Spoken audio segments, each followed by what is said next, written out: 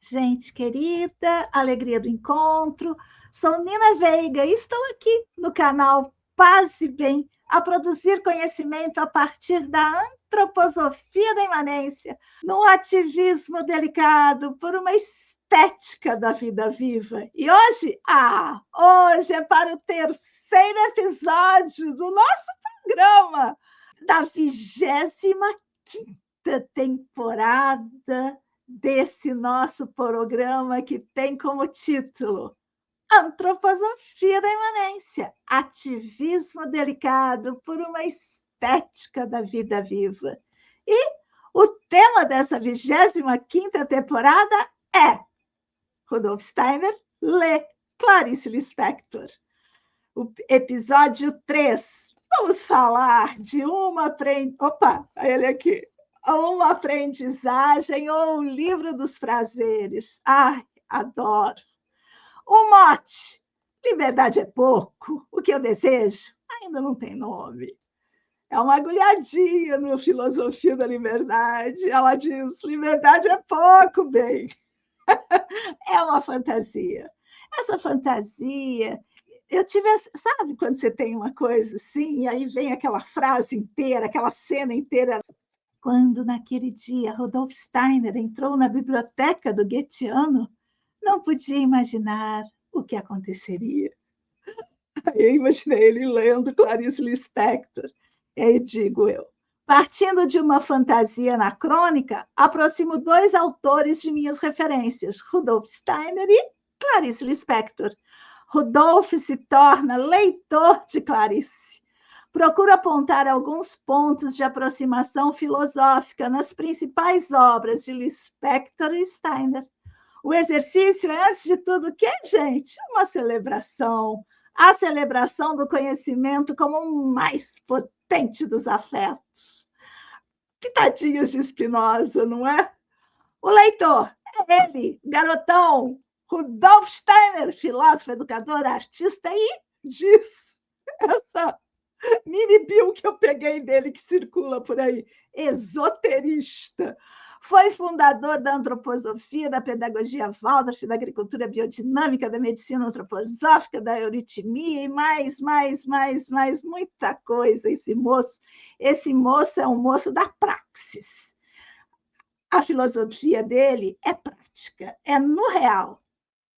E ela, a nossa autora, Clarice Lispector, 1920 a 1977. Escritora e jornalista brasileira, autora de romances, contos, crônicas e ensaios, é considerada uma das escritoras brasileiras mais importantes do século XX. E o livro? Clarice Lispector, Uma Aprendizagem ou o Livro dos Prazeres. Uma Aprendizagem ou o Livro dos Prazeres foi publicado em 1969, em que a autora, mais uma vez, lança-se a desvendar as profundezas da alma.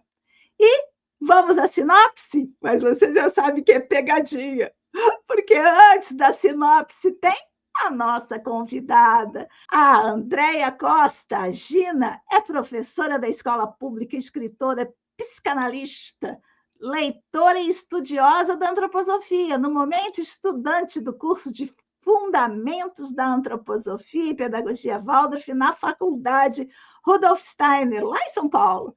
Pianista, bordadeira, crocheteira e tricoteira. E diz ela sobre ela mesma, estou entusiasta da vida. E agora sim, vou trazer nossa querida para cá. Vamos ver onde é que eu encontro essa garota. Aqui. Andréia, querida, como você está? Boa noite, Nina, eu estou bem. É um prazer estar aqui novamente com você. Prazer aí ao público. Obrigada pelo convite. Muito bom estar aqui. Muito bem. Então, tenho já tarefa para você. Já mandei antes para você ler para a gente a sinopse. Bora lá? Bora lá. O coração tem que se apresentar diante do nada, sozinho e sozinho bater em silêncio de uma taquicardia das trevas. A experiência da protagonista dessa aprendizagem mostra afinidades tanto com as provações da bela psique, do mito grego, quanto com a mística aventura da alma, ao atravessar a noite escura no cântico espiritual de São João da Cruz, como um quadro cujas linhas mestras o recortassem de grande mistério que tudo contém. Este livro, que se pediu uma liberdade maior, é a narrativa de uma iniciação e um extraordinário hino ao amor.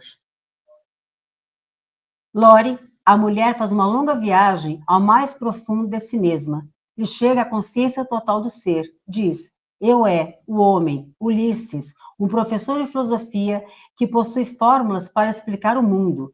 Transforma-se em algo mais simples, um simples homem. Ambos serão iniciados. Ulisses fecha os ouvidos para as outras sereias, porque só está disponível para Lore, cujo verdadeiro nome é Lorelei, como a personagem de Heine e de Apollinaire, uma ondina ou sereia que costumava atrair para os rochedos os barqueiros do Reno. Na verdade, cada um vai encontrar-se consigo mesmo em face do outro. Por ser trabalho, acesse, viagem, o amor de Lore e Ulisses, vence a diferença, o estranhamento, vence até mesmo a morte ou o medo da morte. E a entrega finalmente física das personagens se realiza com força tântrica de êxtase, de epifania. Para Lore, a atmosfera era de milagre. Ulisses estava sofrendo de vida e de amor. Nada termina, porém o momento anuncia uma nova aurora. Ambos estavam pálidos e ambos se acharam belos. Clarice, que se insere sabiamente no possível, fecha com 2 pontos a narrativa, que começará com uma vírgula. Raquel Gutierrez. Pois então, eu trouxe a Raquel Gutierrez aqui, porque além de ser escritora, tradutora e diretora da Associação dos Leitores e Amigos de Clarice Lispector, ela me permitiria, sabe, Andréia, falar sobre várias, porque Clarice arregimenta uma multidão heterogênea de leitores, de entusiastas, de admiradores, de fãs. Ela é uma coisa. E uma das coisas importantes é esse clube, deixa eu falar até o nome certinho, Associação dos Leitores e Amigos de Clarice Lispector. Então, a Raquel Gutierrez escreve lá no blog A Viagem dos Argonautas, lá no nosso site vai estar o link, onde tem vários e muito importantes amigos e leitores e estudiosos de Clarice Lispector. Mas não é só. Também a gente pode encontrar lá no Instituto Moreira Salles um acervo muito grande de tudo que tem de Clarice. Não tudo, é muita coisa. Então, está dividido esse acervo. Tem lá, mas tem também na Fundação Casa de Rui Barbosa. Infelizmente, lá na Fundação Casa de Rui Barbosa, apesar de algumas coisas, que é no Rio de Janeiro, já terem sido digitalizadas, a consulta ao acervo da Clarice, aquelas letras que ela faz, aqueles manuscritos todos, a biblioteca dela é só presencialmente. Vou seguir em frente aqui e vou dizer, disseram sobre uma aprendizagem ou o livro dos prazeres. E porque é a vida própria se vivendo em cada um. O eu sou precisa ser ouvido como a vida nele se dizendo, estou sendo. Essa citação da Márcia Schbach, que é uma das autoras que eu tenho muito apreço, críticas de Clarice, filósofa, ela traz esse sendo, esse gerúndio, que tem a ver justamente com os processos da antroposofia da imanência, que é o pensamento processual. Então, eu vou trazer um pouco sobre o pensamento processual na antroposofia. Qual que é a ênfase? A ênfase é no movimento, na transformação, na metamorfose, a ênfase é na dinâmica. Em vez de focar apenas nos objetos, nos estados, O pensamento processual se concentra nos processos. Todas as nossas pós-graduações, até mesmo nossos cursos livres, têm essa perspectiva do pensamento processual. Tanto que a gente utiliza nas nossas dinâmicas, quem está aqui no canal já sabe, a cartografia, que é a escrita que acompanha os processos. O pensamento processual se concentra nos processos de mudança, movimento e evolução. O autor aqui colocou evolução, mas eu não diria evolução. Não é uma evolução linear, encadeada, é um movimento de transformação, eu usaria até de metamorfose. Isso permite compreender fenômenos como algo que está em constante criação e transformação. Bem, vamos lá. A convidada disse. Agora eu trago a voz da nossa querida Andréia de novo. O que você preparou para nós aí, meu bem? Então, eu fiquei assim observando o livro e fiquei me olhando, me buscando, né, nessa jornada interior de amadurecimento e autoconhecimento da Lore. E uma coisa que eu achei muito incrível foi o fato, tanto Lore quanto Ulisses esperarem o momento para terem contatos mais íntimos, esperando o amadurecimento dela, emocionalmente falando. Eu achei isso de uma riqueza. Eles se descobriram juntos e cresceram juntos ali, né? E aí eu fiquei observando que essa jornada de autoconhecimento tem muito a ver com aquilo que você falou no nosso primeiro encontro, do fluxo. Sabe, esse fluxo da expansão do autoconhecimento, da busca, da interiorização. E a Clarice traz muito isso, né? E a Lore, ela é essa personagem que se descobre, que ensina também como se descobrir. Eu achei muito interessante essa visão. É uma jornada de autoconhecimento, não é? Isso é de uma riqueza muito grande, porque esse autoconhecimento fez com que ela se descobrisse como pessoa, né? Como ser humano, e também afetou de forma positiva o Ulisses. Eu gostei muito dessa visão, dela ser essa protagonista. Eu também gosto você muito falou da metamorfose, né? Sobre esse processo metamorfósico. Sim, eu gosto muito desse casal, sabe? Gosto muito desse é uma das minhas personagens assim mais afetivas. Claro, tem Macabé, que não dá para gente. O Rodrigo SM com aquela rabugice dele, mas não vamos antecipar. Mas a Lore realmente ela me cativa. E aí eu quero trazer a voz do Rudolf Steiner. Você preparou mais alguma coisa? Posso trazer a voz do Steiner? Eu vou trazer a voz do Steiner porque eu quero mudar um pouco de tema, porque é engraçado que tem acontecido comigo com essas leituras. Eu estou relendo as 6 obras. Já reli quase tudo, a gente está no 3º programa, mas só falta ler o último livro que a gente vai trazer dela.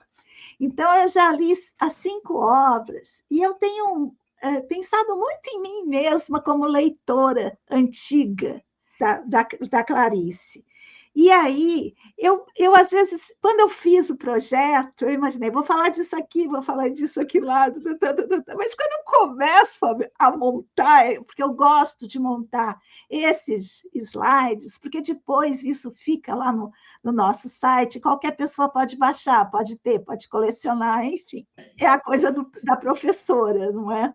E aí, eu tinha pensado numa coisa para chegar com a Lore, com a aprendizagem, o livro dos prazeres, combinando com Rudolf Steiner.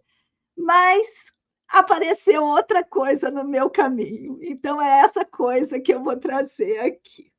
O leitor disse: a posição social da mulher é geralmente tão indigna porque depende demais de preconceitos referentes às pretensas tarefas e necessidades naturais da mulher, e muito pouco do caráter individual. Steiner trouxe isso nesse livro, A Filosofia da Liberdade, em 1894. Sigo com ele. Olha lá, tem uma página que eu até peguei das minhas anotações, que é a página que eu chamo de a página do feminismo. Ele está em 1894 e tem um pensamento tão avançado, tão de vanguarda em relação à mulher, e toca justamente na questão que é cara ao feminismo até hoje, que é a nossa luta cotidiana enquanto mulher nessa sociedade. Ele diz assim: o que a mulher pode querer de acordo com sua disposição natural, ele não usa aspas, mas eu estou usando aqui, tem de ser decidido por quem, gente? Por ela, diz Rudolf Steiner. Ela escreveu assim: bonita? Não, mulher. A jornada de Lore inicia-se com o que ela já sabe da vida pela tradição, porque o conflito da personagem durante todo o movimento é o conflito dos anos 60, entre aquela mulherzinha da tradição e aquela que está queimando o sutiã. É essa dinâmica que a personagem vive, que a gente achou que depois de 50 anos a gente já estaria ultrapassando, mas é muito atual. A jornada de Lore inicia-se com o que ela já sabe da vida pela tradição. A partir daí, ela vai desconstruir o que sabe para construir novos saberes. Neste caminho de aprendizagens e desaprendizagens, ela aprende a ser a mulher para o desejo do homem e recebe uma proposta de casamento e de constituição de família. Mas, em seu caminho de desaprendizagem, ela descobre que pode ser uma mulher para si, para a sua liberdade.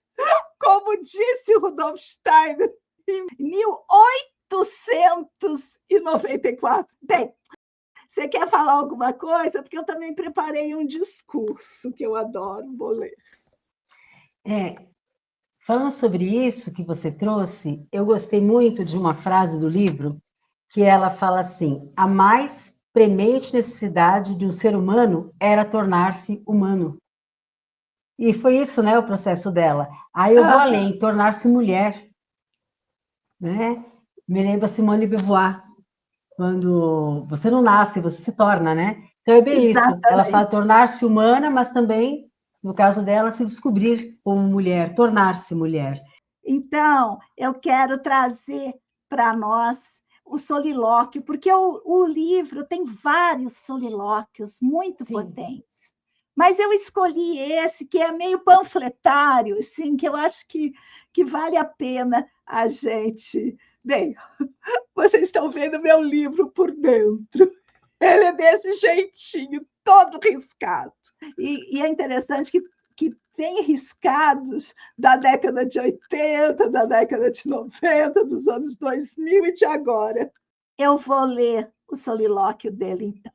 Acho que eu vou começar até um pouquinho antes, se você me permite, ainda temos uns minutinhos, dá para ler o comecinho. Ulisses ouvira de testa franzida e depois dissera: e então você não quis mais nada disso? E parou com a possibilidade de dor, o que nunca se faz impunemente. Apenas parou e nada encontrou além disso.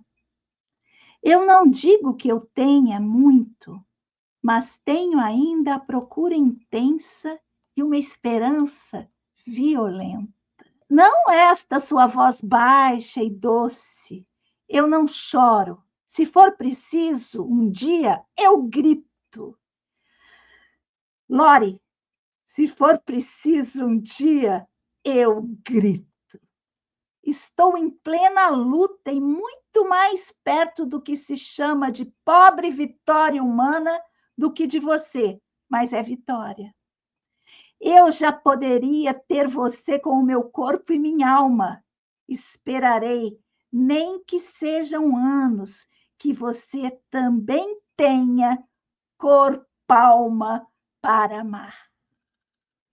Nós ainda somos moços. Podemos perder algum tempo sem perder a vida inteira.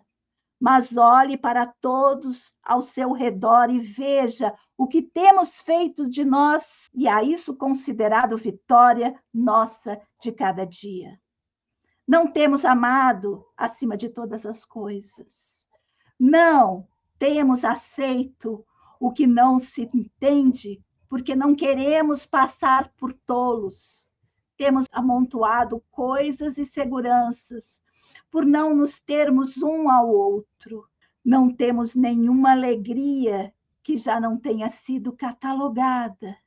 Temos construído catedrais e ficado do lado de fora, pois as catedrais que nós mesmos construímos, tememos que sejam armadilhas. Não nos temos entregues a nós mesmos, pois isso seria o começo de uma vida larga e nós a tememos. Temos evitado cair de joelhos diante do primeiro de nós, que por amor diga, tens medo. Temos organizado associações e clubes sorridentes, onde se serve com ou sem soda. Temos procurado nos salvar, mas sem usar a palavra salvação para não nos envergonharmos de ser inocentes.